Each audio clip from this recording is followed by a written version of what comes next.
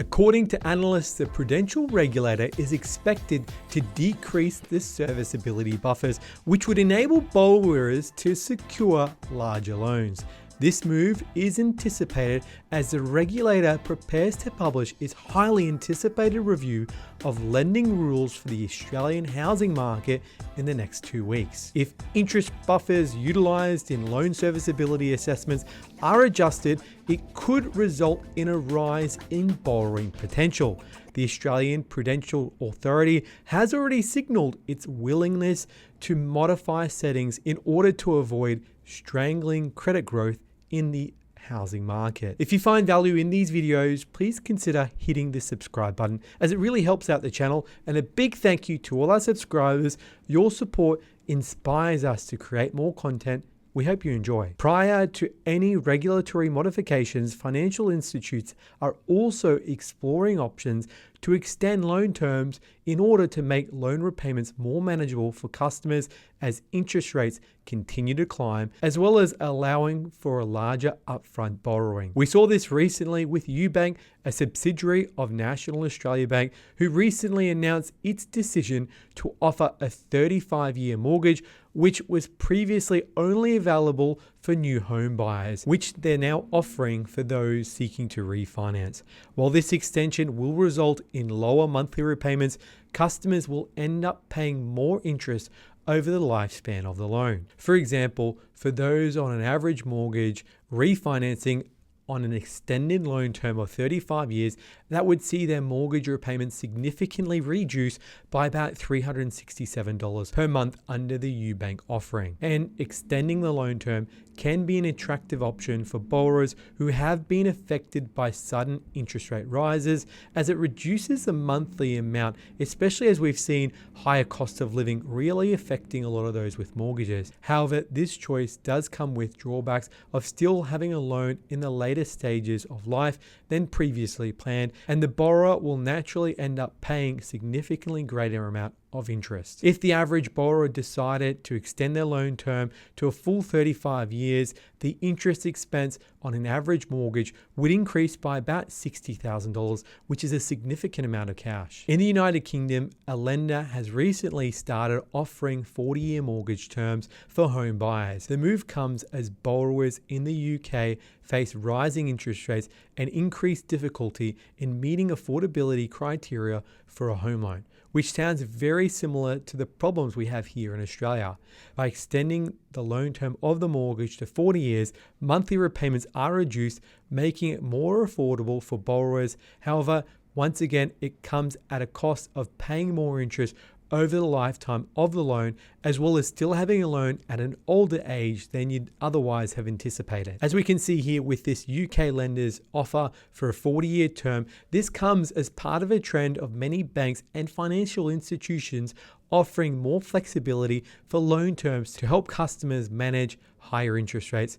In Australia, the Australian Prudential Regulator, APRA, has already indicated its openness to adjust serviceability settings to avoid limiting credit growth in the housing market. Whilst we also see some banks like UBank experimenting with extending loan terms to make it easier for customers to pay loans with higher interest rates, we're yet to see others follow suit. The Australian Banking Association, the ABA, is working with its members to coordinate a similar approach to what we see in the COVID pandemic, where the banks extended loan terms and allowed customers to pay interest only when they were struggling with repayments. I guess watch this space to see what happens here. In both the United Kingdom and Australia, borrowers are feeling the pinch of rising interest rates and tighter lending criteria. Whilst in the UK, a 40-year term might be seen as a solution to help some get into the property ladder, particularly for those who are struggling to meet the traditional affordability criteria.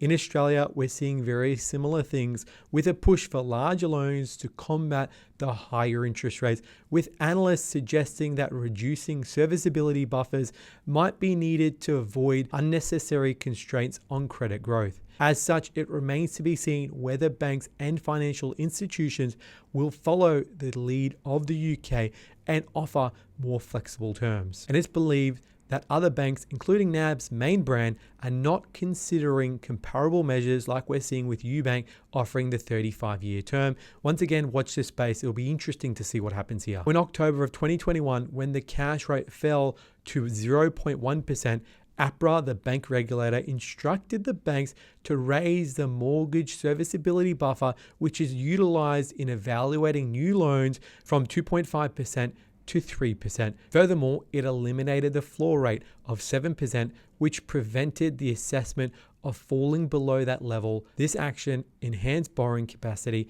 and sustained the momentum in the housing market, which we saw the crazy price increases of 2021. However, with the cash rate currently at 3.35%, and it's widely expected that we'll see at least 2 more rate rises this year, analysts have suggested that adjustments to the current buffers are necessary, as failing to do so could significantly restrict credit growth. To give you a bit more perspective, the assessment the banks are currently using at the moment is a current variable rate plus 3%, which means if your current variable rate you're getting on the market is approximately 5%, the assessment rate the bank's assessing if you can afford the loan is based on a loan rate of 8%. Now, prior to rates rising, the banks were assessing borrowers' ability to pay a loan if rates hit 5.25%. This is nearly a 3% difference in assessment rates, which banks were assessing borrowers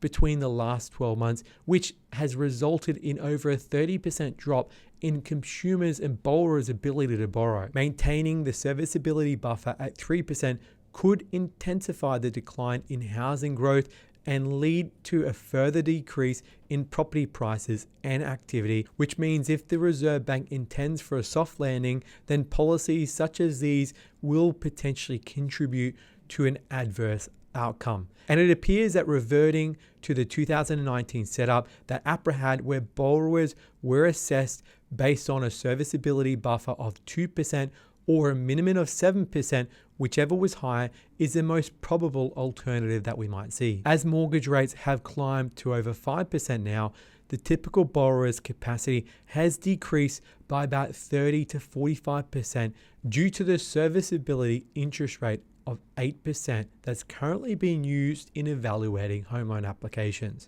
Reverting to the 2019 arrangement would see that there might be a 10% increase approximately in borrowing capability.